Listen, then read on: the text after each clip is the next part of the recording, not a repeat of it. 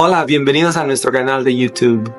Estamos contentos de que nos hayas encontrado. Soy el pastor Mario Zambrano, aquí en la Iglesia Vida Nueva. Nos encantaría invitarte a nuestra iglesia. Los servicios en la iglesia son el día domingo de las 3 a las 5 y los días viernes de las 7:30 a las 9. Estamos esperando que en este canal puedas encontrar contenido que bendiga tu vida. Por favor, pon atención a esta enseñanza. Estamos orando por ti y que Dios te bendiga. Hasta luego. La semana pasada, nuestro pastor iniciaba una serie con el título Un Pentecostalismo Bíblico. Y a través de esa serie, en su primer tema, hablando sobre el Espíritu Santo y la iglesia, creo que aprendimos y fuimos instruidos, ministrados como iglesia, el saber que el Espíritu Santo habita activamente en la vida de la iglesia para darle el poder para que esta iglesia o ejecute el mandamiento que Cristo le encomendó a la iglesia, y es predicar las buenas nuevas de salvación. Aprendimos también que es importante tener una doctrina pentecostal fundada en la Escritura. Aprendimos que es necesario tener nosotros, estar atentos a la Escritura, a la palabra de Dios respecto a esta doctrina, porque nuestro pastor nos advertía del nuevo neopentecostalismo o el nuevo pentecostalismo que el día de hoy se ha levantado, en las cuales ha venido haciendo prácticamente aberraciones, haciendo disparates con una doctrina que es fundamental, que es necesaria para la vida de la iglesia, y que tú y yo, como miembros de una organización pentecostal, tenemos que estar alerta, tenemos que estar nosotros siempre bien instruidos. ¿Qué dice la Escritura respecto al pentecostalismo? Creo que fuimos bendecidos de parte de Dios por la vida de nuestro pastor, que creo que es tan importante este tema. Y siguiendo o subsiguiendo el tema siempre de un pentecostalismo bíblico, o en esta serie, me ha tocado el poder añadir este tema, al cual he puesto por nombre el Espíritu Santo y la vida del creyente. El Espíritu Santo y la vida del creyente. Hemos visto cómo el Espíritu Santo obra de una manera generalizada, de una manera grupal, pero en este versículo, en este tema, hoy vamos a aprender cómo el Espíritu Santo obra de una manera individual, de una manera personal. ¿Qué dice?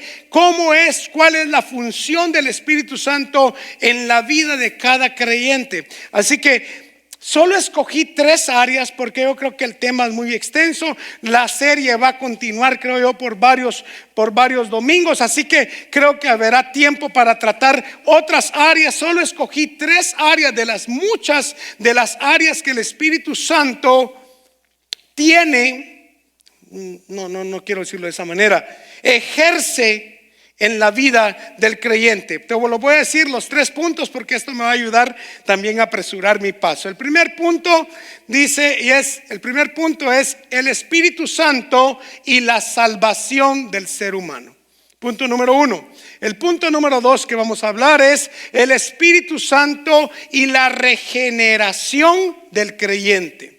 Y el punto número 3 que vamos a estar hablando hoy es el Espíritu Santo y la consolación del creyente. Así que pido tu atención para que podamos ser edificados juntamente por medio de su palabra.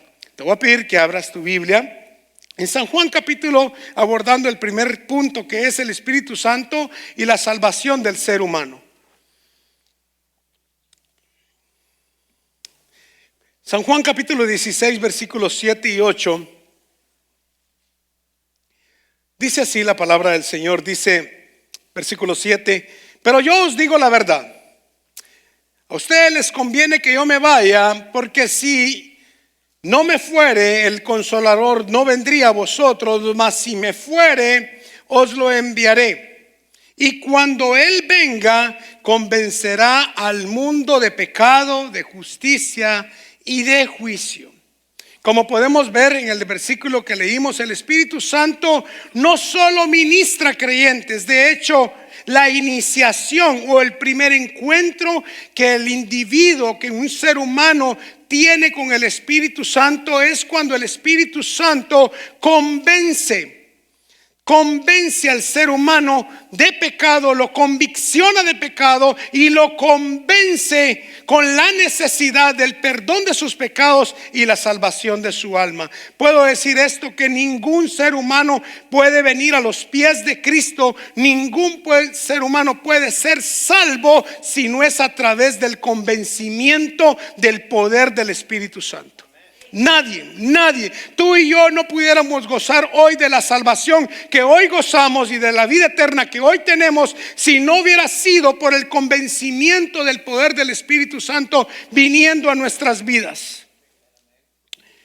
Esto es una verdad fundamental, hermano, y yo voy a explicar por qué es una verdad fundamental aún para el pentecostalismo.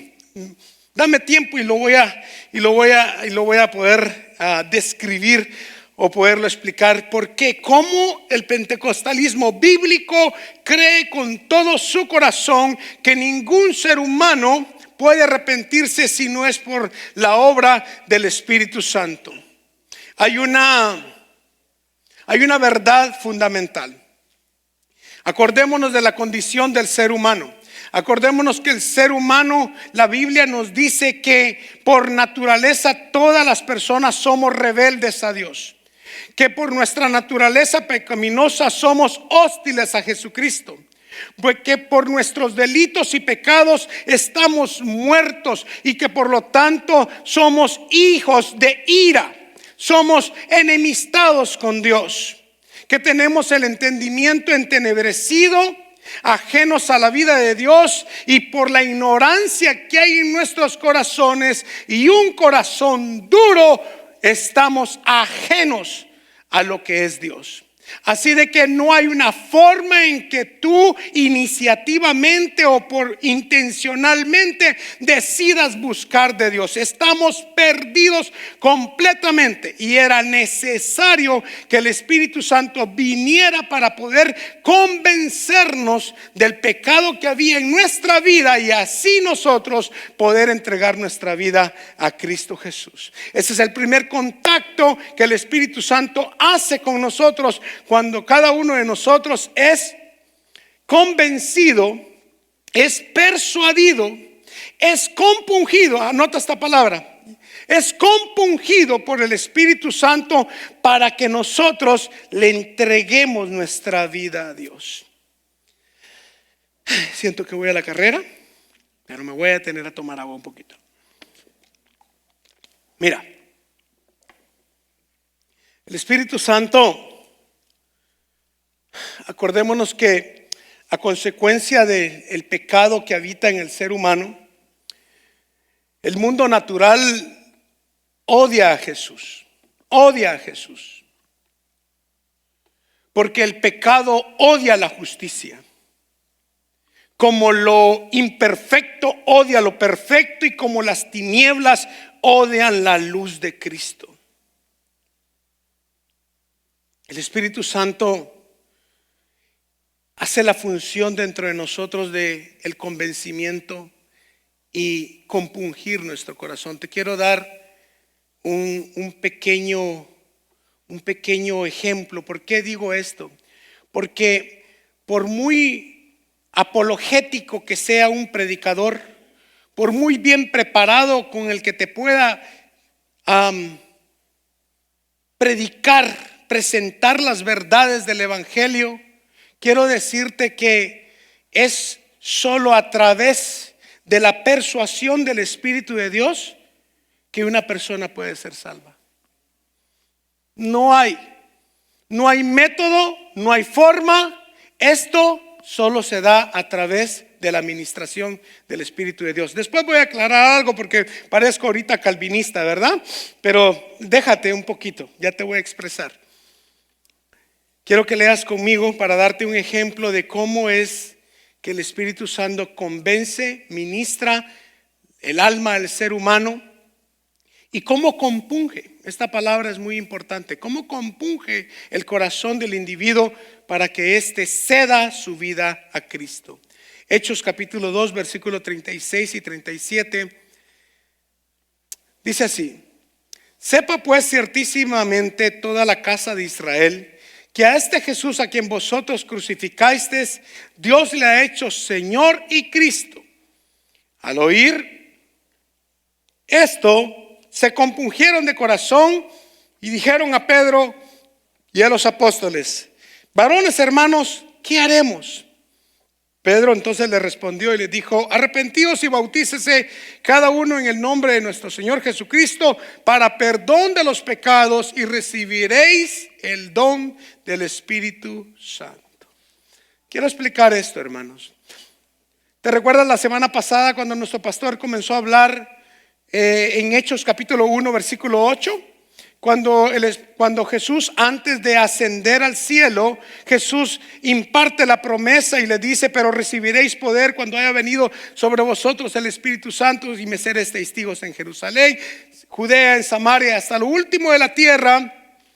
Y subsiguiente en el capítulo 2 miramos que esta promesa es efectiva cuando dice la Escritura que estando 120 personas reunidas en un aposento alto, se oyó un estruendo que cayó del cielo, venía, removió, y las personas fueron llenas, experimentaron el poder del Espíritu Santo y comenzaron a hablar lenguas diferentes. Tanto era que muchos de los que habían llegado a Jerusalén para la fiesta del Pentecostés dijeran: hoy los escuchamos hablar en nuestra propia lengua.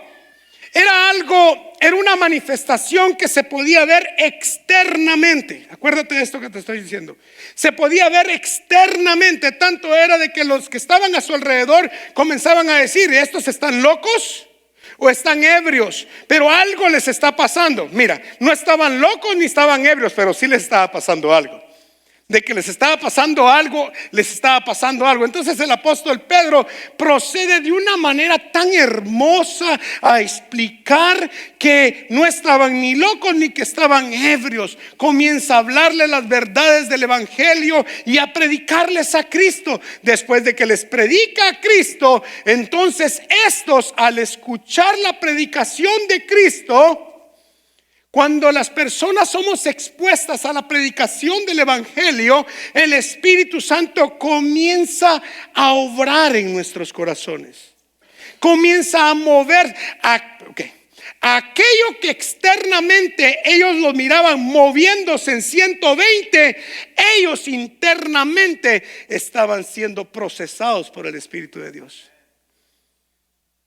Así que aquellos que quieren ver muchas veces solo cosas extraordinarias, no, hay formas diferentes como el Espíritu de Dios. Y aquí dice que se compungieron en su corazón. Esto me llamó mucho la atención. Me puse a estudiar esta palabra y dije: qué tremendo, porque encontré una respuesta a algo que siempre me había preguntado yo y muchos que conozco también. Y es: ¿qué es compungir? ¿Qué sintieron estas personas? La palabra compungir es una palabra del griego que quiere decir katanaizo. Es una palabra compuesta que quiere decir kata, que quiere decir hacia abajo, y naizo quiere decir agujerar. Otra vez, kata quiere decir hacia abajo y naizo quiere decir agujerar. Ahora, diríamos entonces que cuando una persona dice que se siente compungida del corazón, o lo que estas personas sintieron en ese momento, es que estaban siendo penetradas en lo más profundo de su corazón por el Espíritu Santo. Estaban siendo agujerados por el Espíritu de Dios en sus corazones.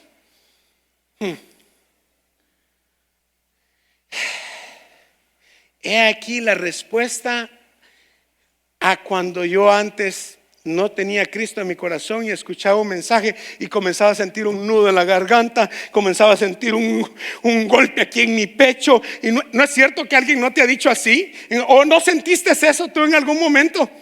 ¿Verdad que sí? Yo tenía un amigo que me recuerdo que Ay, Dios mío. Un amigo que me recuerdo que me decía: José, a mí no me gusta ir a la iglesia. ¿Y por qué? Le decía: no te gusta ir a la iglesia. Es que cuando voy a la iglesia, por muy lejos que yo me siente, cuando el predicador está hablando, comienzo a tener un nudo acá y una presión acá. Me dan ganas de llorar y a mí no me gusta sentir eso. Su corazón está siendo compungido. Oye, su corazón está siendo penetrado, agujerado por el Espíritu de Dios, donde solo Él puede llegar. Solo Él puede hacer esa obra. Solo Él puede penetrar el corazón del ser humano. Solo Él. Ahora, voy a hacer una aclaración. Pudiéramos decir por ahí que ¿quién podrá resistir esta penetración, este agujerar del Espíritu Santo en el corazón del ser humano? Alguien por ahí pudiera decir: no, es una gracia irresistible, ¿verdad? No se puede resistir. Yo te tengo una noticia: sí se puede resistir. Sí se puede resistir. Sí se puede resistir. Y el ejemplo de eso eres tú y yo, que muchas veces lo resistimos, ¿verdad? Sí se puede resistir. Te voy a dar un ejemplo. En una ocasión el apóstol Pablo, predicando el evangelio, el apóstol Pablo decide de una manera magistral presentar la verdad del evangelio a un hombre que se llamaba Agripa, el rey Agripa. Quiero decirte algo, que si habría alguien que podía predicar, mira, con respeto a mi pastor, quien predica tan excelente, y a otros predicadores que he escuchado, no creo que haya existido en la tierra alguien que pueda presentar tan hermosamente las verdades del evangelio como el apóstol Pablo. No creo. En una ocasión, cuento rapidito esto. En una ocasión, recuerdo que cuando yo reconocí a Cristo como mi Salvador, yo le vivía predicando hasta a los perros, practicaba hasta con los perros predicarles a Cristo. Yo le hablaba a los palos para ir practicando. Le hablaba a todo mundo. En eso mi hermano Roberto, mediano, mi hermano, yo soy el menor de 3, soy el más pequeño, soy el consentido. No, nada consentido. Mi mamá me dio duro.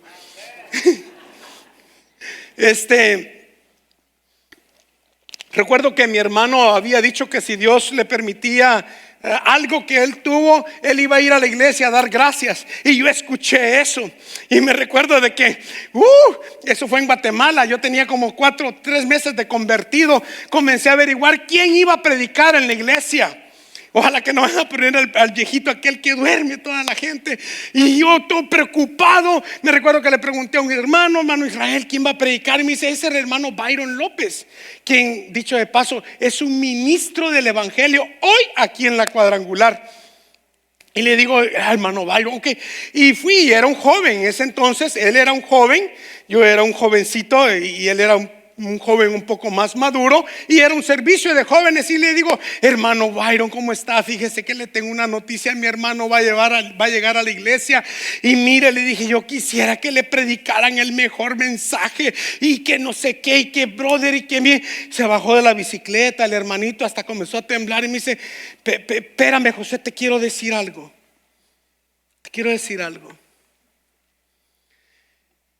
Me estás haciendo comprometido, pero te quiero decir una verdad. Sé que acabas de aceptar a Cristo y te quiero decir una verdad. Yo no soy el que va a convencer a tu hermano de que le entregue su vida a Cristo. Yo solo voy a exponer la palabra de Dios. El que va a hacer la obra del convencimiento en el corazón de él va a ser el Espíritu de Dios. Pero él va a tener que tomar la decisión a ese trato que el Espíritu de Dios va a tener con él. Y mira lo que pasó aquí. Así pasó, mi hermano llegó, la historia. Hoy mi hermano sirve al Señor. Pero aquí está la historia de Pablo presentando el evangelio. ¿Te imaginas tú resistiéndote a la persuasión del mensaje de Pablo? ¿Cómo a decir?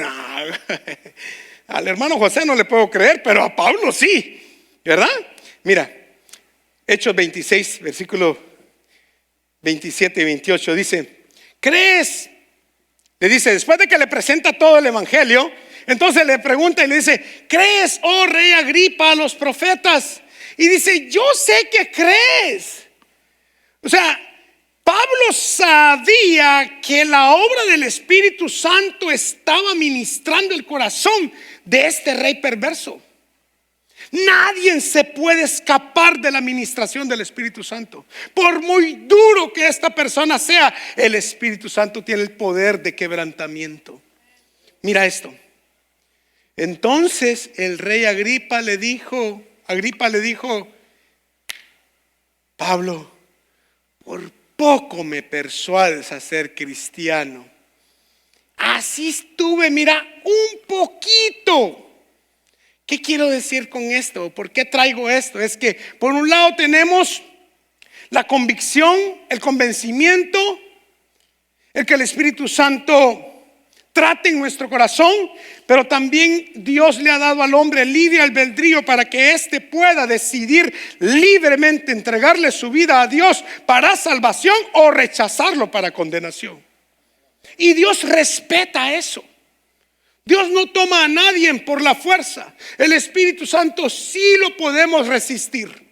Sí lo podemos resistir, por muy loco que esto suene, pero sí lo podemos resistir. Cuando Esteban, el primer mártir, predicó el evangelio, y es un mensaje tan hermoso que hace el primer mártir Esteban, que cuando termina de predicar, las personas comenzaron a agarrar piedras. Algunos creyeron y otros comenzaron a agarrar piedras, a rechinar los dientes. Y dice Hechos 7:51, entonces se les queda viendo a este hombre y le dice: duros de cerviz, incircuncisos de corazón y de oídos, vosotros resistís el Espíritu Santo como vuestros padres, así también vosotros.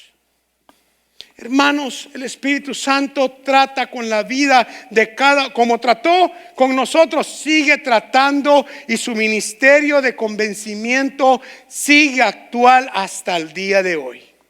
Si tú estás aquí en este lugar y todavía no le has entregado la vida a Cristo, yo quiero decirte que ahorita el Espíritu de Dios te está convenciendo de la necesidad de hacerlo.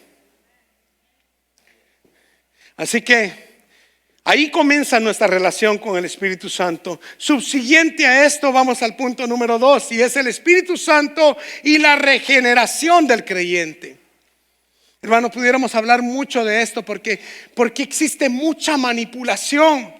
Muchas cosas que este nuevo pentecostalismo ha inventado, esos encuentros, cosas en las cuales manipulan a personas con ambientes, con cosas para que las personas le entreguen su vida a Dios, tomando el trabajo que le pertenece al Espíritu Santo, lo quieren hacer ellos y no se puede.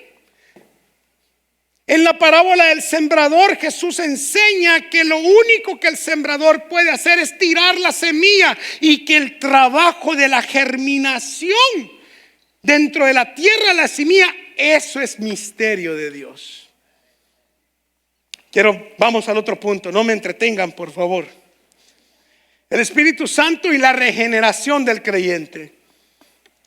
Segunda de Tesalonicenses capítulo 2 versículo 13 dice así: Pero nosotros debemos dar gracias siempre, gracias a Dios, respecto a todos, a vosotros. Los lentes, Señor. Hermanos amados por el Señor, de que Dios os haya escogido desde el principio para salvación, mediante la santificación por el Espíritu y la fe en verdad. Quiero tomar la última parte que dice que es mediante el Espíritu de Dios, Él nos santifica. Ya vimos que nadie puede ser salvo si no es por el convencimiento del Espíritu Santo. Pero también subsiguiente a la salvación, el Espíritu Santo se queda entre nosotros, viene a morar dentro de nosotros, y su primera obra que hace dentro de nosotros es separarnos, santificarnos. Nos separa separa, nos traslada en posición delante de Dios. Lo que antes éramos, ya no lo somos. Escucha bien, en posición delante de Dios, tú y yo somos santos. Mira, no, aunque no te lo creas, yo sé que muchos aquí no se lo creen eso, ¿verdad?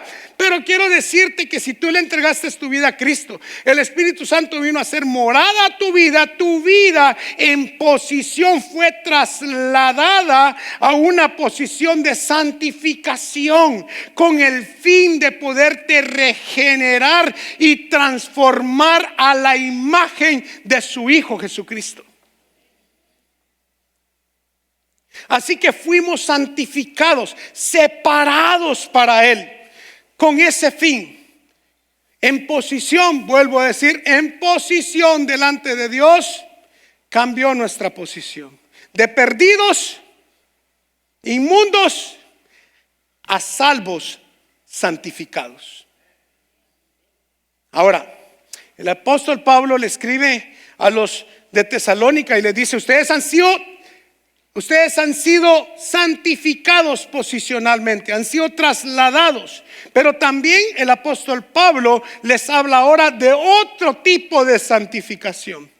En primera de Tesalonicenses 5:23 dice: y el mismo Dios de paz os santifique por completo, todo vuestro ser, espíritu, alma y cuerpo sean guardados irrepresibles para la venida de nuestro Señor Jesucristo. Y esto es, somos por el Espíritu Santo santificados posicionalmente, pero ahora somos santificados. Ahora tú y yo tenemos que practicar la santidad. Escucha, no vamos a hacer actos de santificación para ser santos.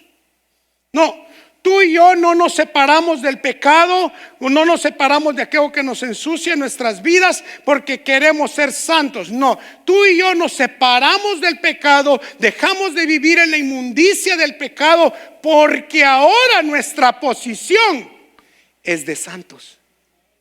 Ese es diferente. Los fariseos, ellos hacían muchas cosas para querer lograr lo que solo Cristo te puede dar, y es la santificación de tu vida. Ahora estando nosotros santificados en posición, también ahora vivimos una vida en santidad. Vivimos una vida en limpieza, purificando nuestras vidas de todo aquello que contamina nuestra alma. Ahora, quiero decirte algo. Esto es un proceso. Y eso es un proceso de toda la vida, de toda la vida del cristiano. El proceso de la práctica de la santificación. El apóstol Pablo le dice a los romanos que esta práctica de santificación o esta práctica de vivir lejos de la inmundicia tiene que ver con el Espíritu Santo morando dentro de nosotros. O sea, santificarnos en posición es imposible para nosotros, lo tiene que hacer el Espíritu Santo. Pero también, si queremos vivir una vida en santidad aquí en la tierra, será imposible vivirla si no es a través de la ayuda y la persuasión del Espíritu Santo dentro de nuestras vidas. Amén.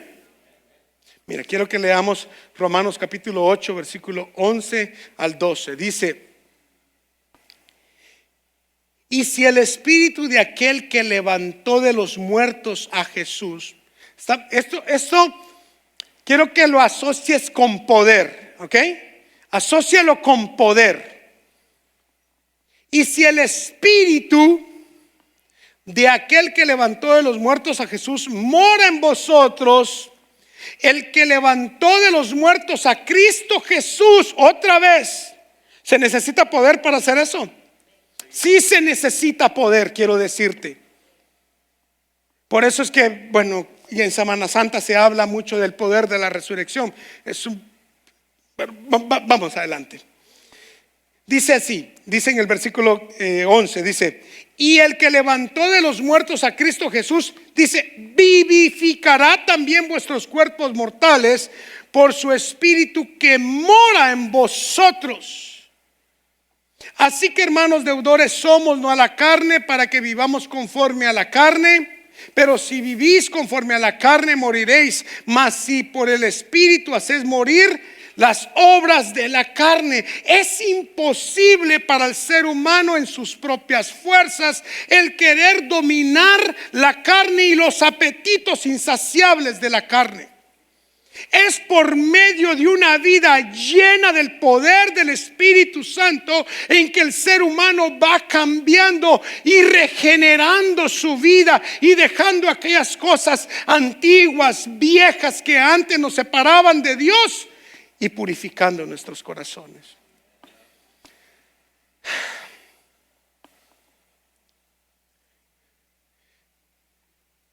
Dice Tito 3:5: nos salvó no por obras de justicia que nosotros hubiésemos hecho, sino por la misericordia, por el lavamiento de la regeneración y la renovación en el Espíritu Santo.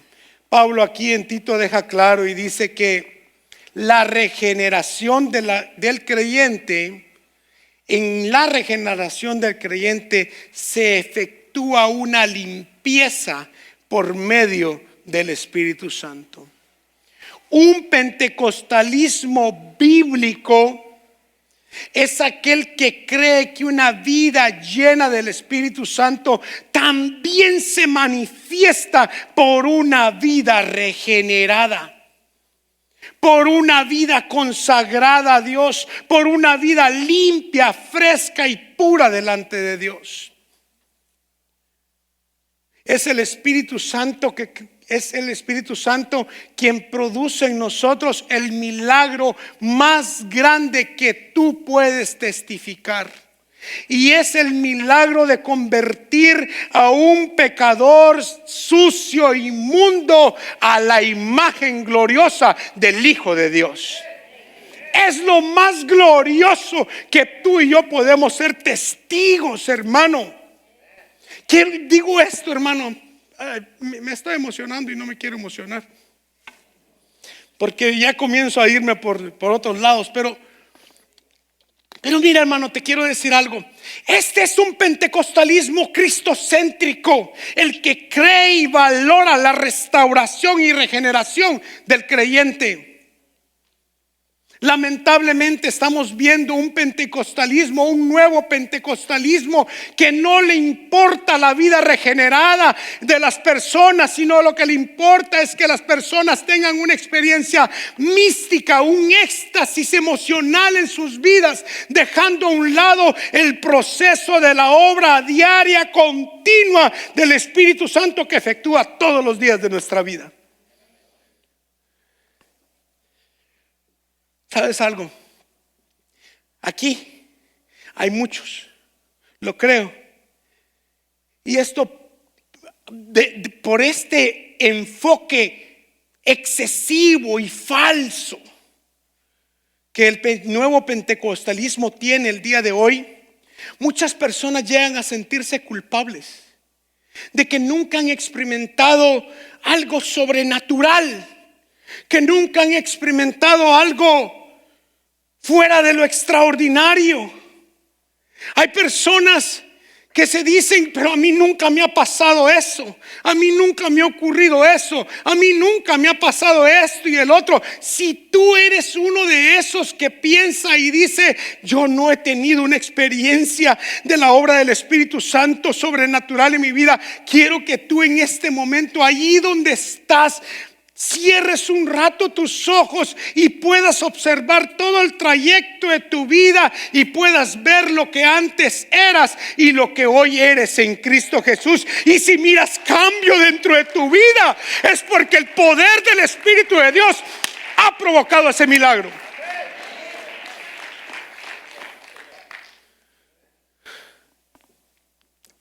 No sé por qué tantas personas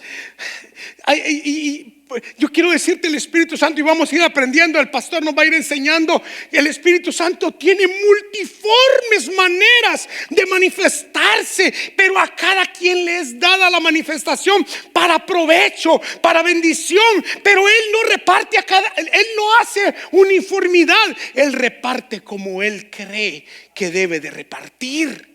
Y hay experiencias, hermanos, que son personales.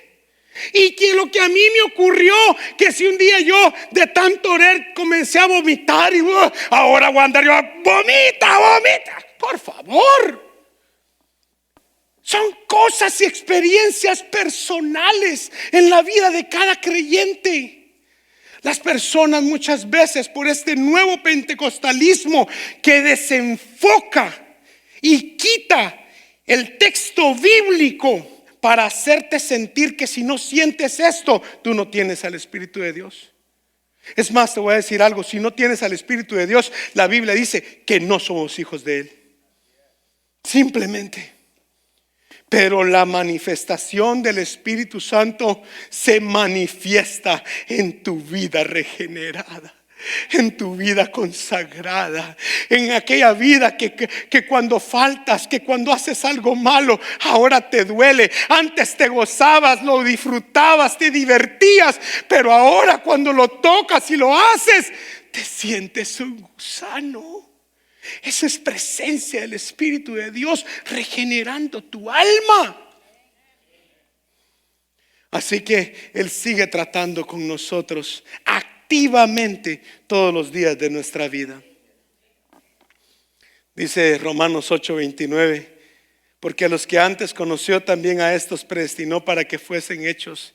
Mira, la misión del Espíritu de Dios en la vida tuya aquí en la regeneración es volverte a la imagen de su Hijo, para que Él sea el primogénito entre muchos hermanos. Voy al último punto: el Espíritu Santo y la consolación del creyente. El Espíritu Santo y la consolación del creyente. San Juan capítulo 14, 16 y 18. Dice así: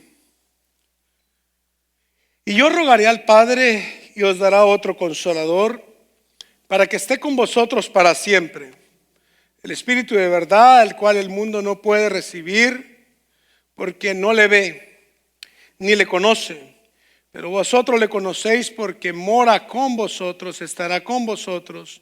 No os dejaré huérfanos, vendré a vosotros. Este es el tercer punto que le he puesto por nombre: el Espíritu Santo y la consolación del creyente. Jesús describe al Espíritu Santo como consolador. Consolador es un nombre poderoso que comunica la labor insuperable del Espíritu Santo. La palabra griega para consolador, nuestro pastor nos la ha enseñado muchas veces, pero no está mal volvértela a decir. La palabra griega para consolador es parakletos.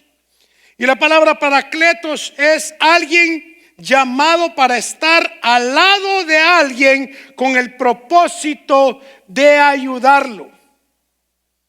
El propósito del Espíritu Santo a nuestro lado como consolador es ayudarnos. Me llama la atención cuando Jesús dice otro consolador. En el contexto de la palabra otro, aquí significa otro igual. El Espíritu Santo no es una clase de consolador, sino que es tal y como Cristo lo es. Todo lo que Jesús había sido para aquel pequeño grupo de discípulos, el otro consolador seguiría siendo para ellos lo mismo que Jesús había sido para ellos. Quiero considerar tres cosas. Francisco, si me ayudas, voy terminando.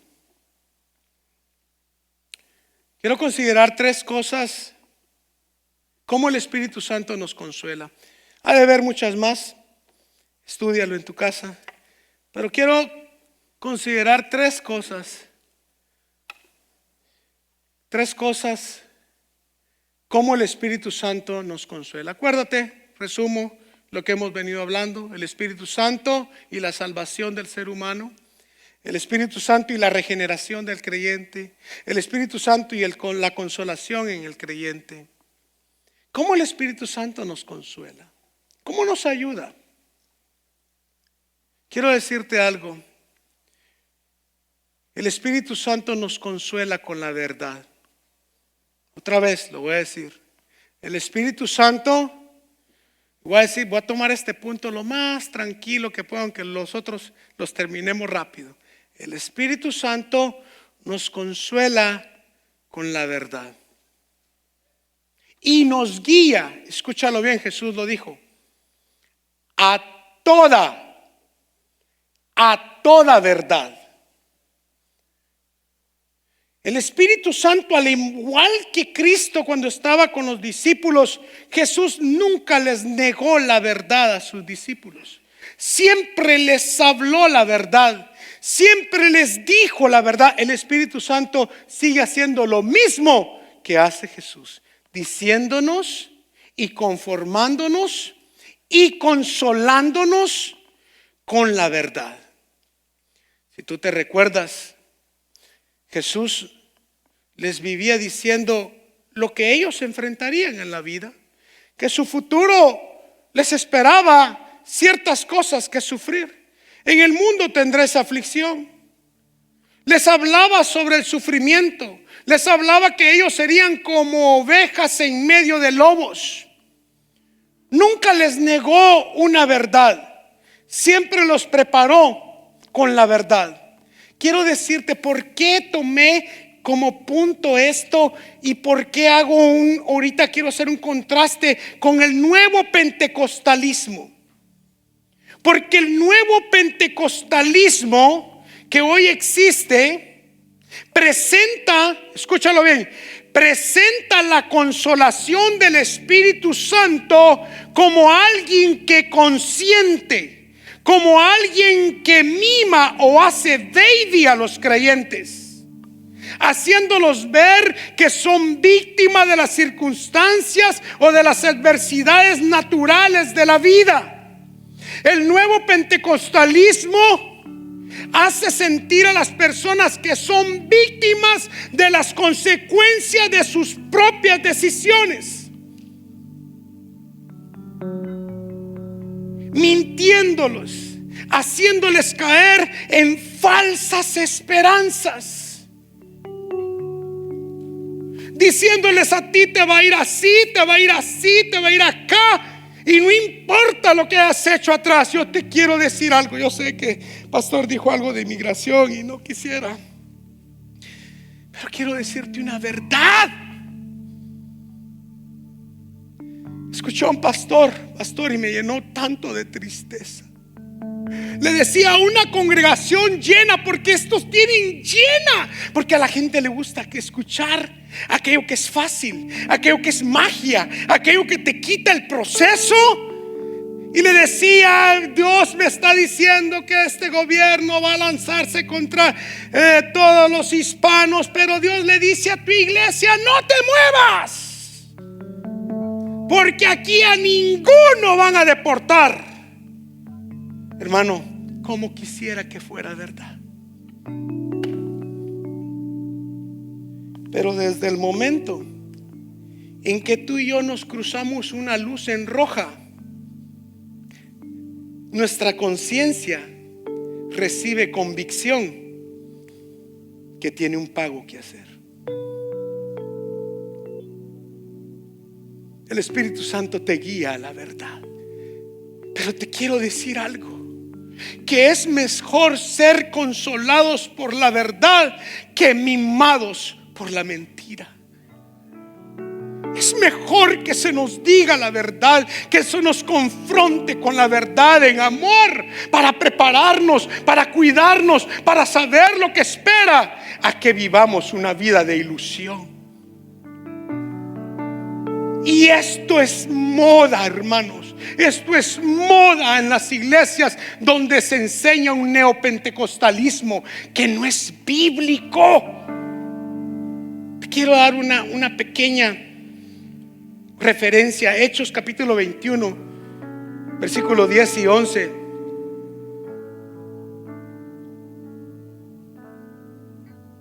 Dice, Hechos 21, 10 y 11, dice: y permaneciendo nosotros ahí algunos días, descendió de Judea un profeta llamado, ¿cómo?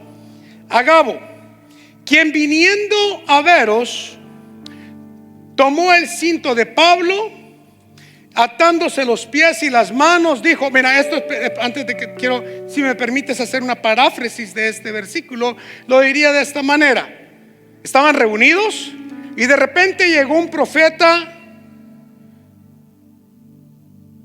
de Jerusalén, llegó a donde estaban reunidos. Me imagino que ahí donde cuelgan los cinchos, donde cuelgan para lo que se ponían para poderse recogerse los vestidos en sus lomos, agarró el cinturón, se agarró las manos, se agarró los pies y dijo: así dice el Espíritu de Dios. Mira lo que dice: así dice el Espíritu Santo, así atarán los judíos en Jerusalén al varón de quien es este cinto, y le entregarán en manos de los gentiles.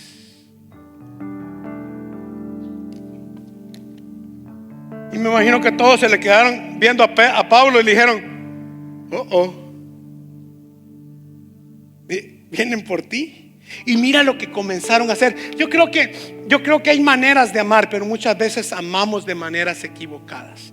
Mira esto, dice el versículo 12, dice: al oír esto, le rogamos nosotros y los de aquel lugar que no subiese a Jerusalén. No, hombre, no te vayas. ¿Se recuerdan de alguien que hizo lo mismo con Jesús? Pedro, ¿no? No te acontezca tal cosa. ¿Cómo vas a creer? No hagas eso. Pablo, sabiendo que es el Espíritu de Dios que le ha manifestado una verdad, mira lo que hace Pablo. Entonces Pablo respondió, mira, los va a exhortar. El Espíritu Santo no te mima, hermano. Dios no tiene hijos consentidos. Lo que sí creo es que tiene hijos íntimos. Eso es diferente. ¿Qué hacéis llorando y quebrantándome el corazón? Hay veces que nosotros, con una buena intención en nuestro corazón, bien intencionados, pero alejados de toda la verdad, decimos cosas que no tenemos que decir.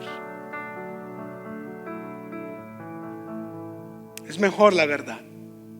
Es mejor decir la verdad. Le dice Pablo: yo estoy dispuesto no solo a ser atado, mas aún morir en Jerusalén por el nombre del Señor Jesús.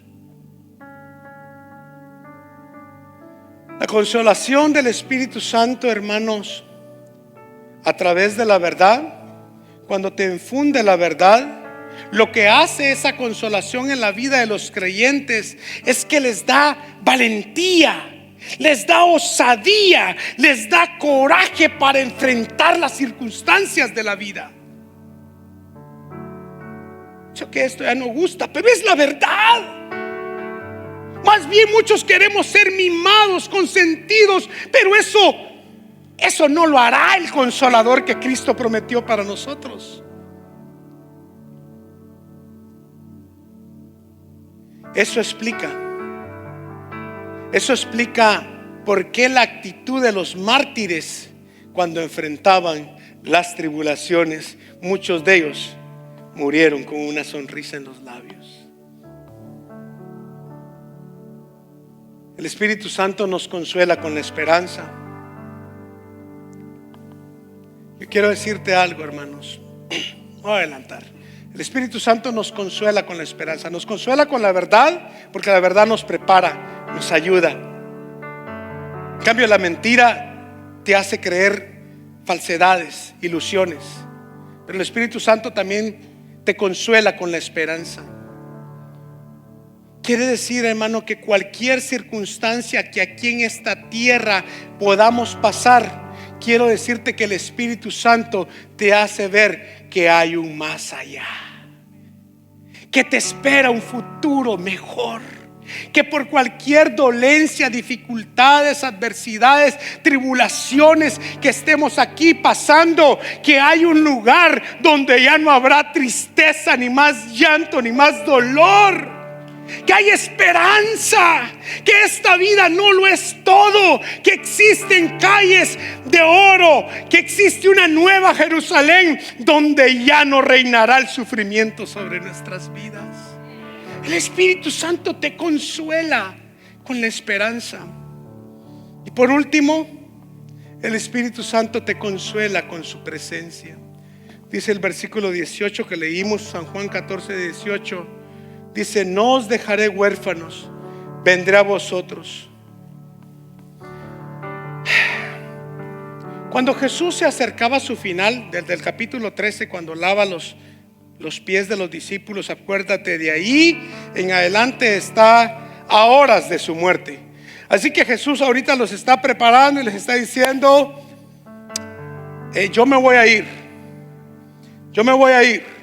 pero no los voy a dejar huérfanos. Lo que les está diciendo Jesús a estos discípulos que por 3 años han pasado con Él, han creado lazos. Se imagina de que ahora Jesús les dice: yo me voy a ir. Esto significó un golpe emocional terrible para ellos. Era como que si un hijo se queda sin sus padres. Jesús dice: ustedes no se quedarán como un hijo desamparado. Ustedes no serán huérfanos. La palabra huérfano, Opanus, orpanus, quiere decir niño sin padre, pero se deriva de un término, de una raíz griega que quiere decir estar solo, desprovisto, desamparado. En la antigüedad, la cultura bíblica, los huérfanos eran contados dentro de los más vulnerables, juntamente con las viudas y los extranjeros. Por eso Dios en Deuteronomio dice que Él es el padre del huérfano y el esposo de la viuda, y que Él es el que cuida al extranjero. Dios toma toda la responsabilidad como padre. Ahora, como miembros de la familia de Dios, tenemos esta esperanza. Dios no nos dejará solos ni huérfanos. El Señor nunca nos desamparará, tampoco nos va a desproteger.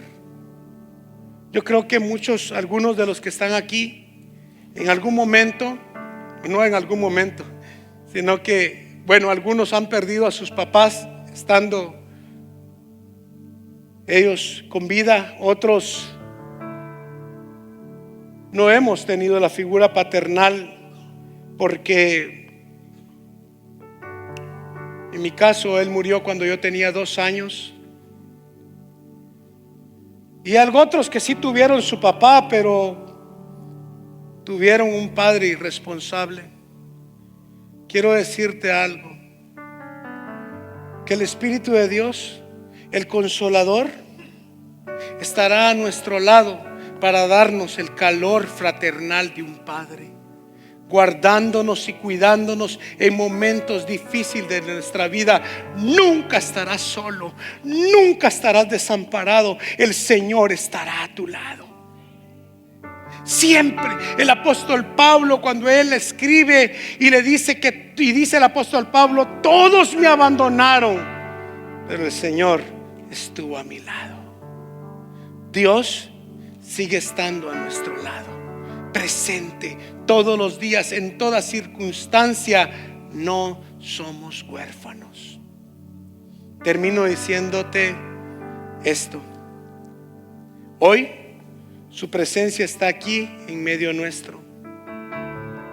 Está en medio nuestro para poder convencer, persuadir a aquellos que todavía no han entregado su vida a Cristo, pero también está aquí para poder ayudar a limpiar a todos aquellos que en algún momento de nuestra vida hemos ensuciado nuestras almas con el pecado.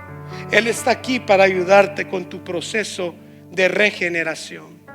Pero también está aquí en este lugar para consolarte y cuidarte y decirte que no estás solo, que Dios está a nuestro lado, que su presencia se manifiesta en nuestro lado aun cuando todos se hayan ido.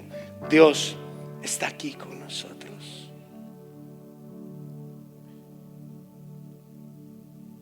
Dios dice: nunca te dejaré, nunca te desampararé. Y Él es fiel en cumplirlo. Quiero que inclines tu rostro. Quisiera orar.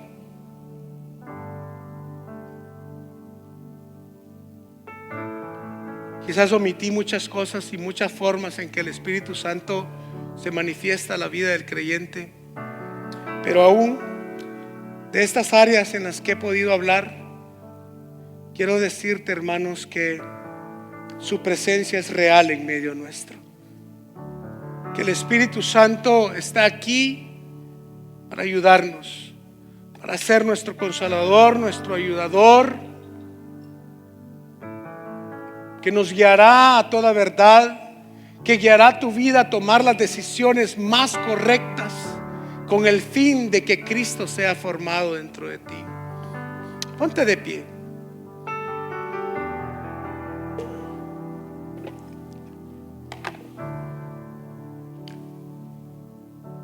Creemos en un pentecostalismo bíblico, que el Espíritu Santo se manifiesta en la regeneración del ser humano. Quisiera que oráramos en esta hora. Yo creo que podemos orar, que su presencia pueda venir a nuestras vidas. Sé que son tiempos difíciles, los tiempos peligrosos, pero podemos poner nuestras vidas en las manos de Dios, y en las manos de Dios estaremos seguros, cuidados y protegidos por Él. Padre, en esta hora, Señor, delante de ti estamos, Señor, necesitados como siempre, Señor. Como un hijo se le acerca a su padre pidiéndole su bendición, así nos acercamos hoy a ti, Padre eterno, pidiendo tu bendición, Señor. Que tu presencia, Señor, se haga manifiesta en nuestros corazones, Señor, transformando, regenerando, consolando, Señor, nuestras vidas, Señor. Que nos guíes a toda verdad y que nos dé la valentía para enfrentar cualquier circunstancia de la vida y nos dé la gracia para salir adelante, Señor. Bendice a tu pueblo, llena tu presencia, llena con tu Santo Espíritu cada corazón, Señor. Que cada vida pueda, Señor amado, no solo sentirte, sino poder ver el proceso que estás haciendo en cada vida, Señor. Padre, aquí estamos, Señor, reunidos, Señor, deseosos siempre, Señor, de ser tu habitación. Deseosos, Padre, que tu ungüento fresco caiga sobre nuestros corazones, Señor, y nos des el aliento para seguir adelante, la fortaleza para esperar tu venida, Señor. Señor, gracias, Señor, te damos en esta hora. Bendecimos la vida de cada uno de los que están en este lugar y ayúdanos, Señor, a ser siempre personas dispuestas a ser guiadas, a ser llenas por el poder de tu Santo Espíritu. En el nombre de Jesús. Amén.